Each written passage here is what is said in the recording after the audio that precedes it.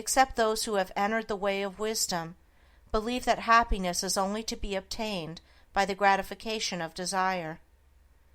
It is this belief, rooted in the soil of ignorance and continually watered by selfish cravings, that is the cause of all the misery in the world.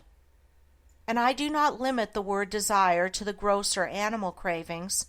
It extends to the higher psychic realm, where far more powerful, subtle, and insidious cravings hold in bondage the intellectual and refined, depriving them of all that beauty, harmony, and purity of soul whose expression is happiness.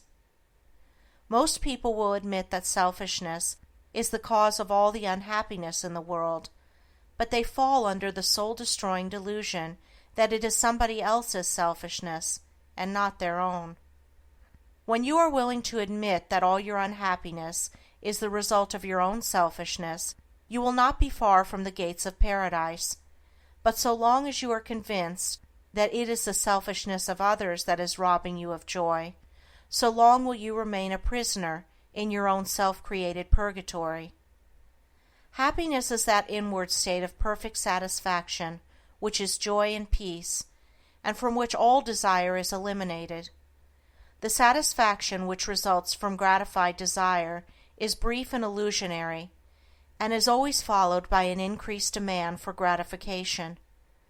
Desire is as insatiable as the ocean, and clamors louder and louder as its demands are attended to.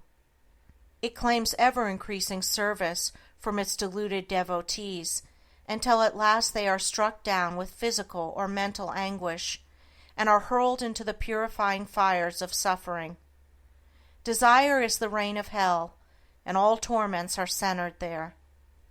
The giving up of desire is the realization of heaven, and all delights await the pilgrim there. I sent my soul through the invisible, some letter of that afterlife to spell, and by my soul returned to me, and whispered, I myself am heaven and hell. Heaven and hell are inward states.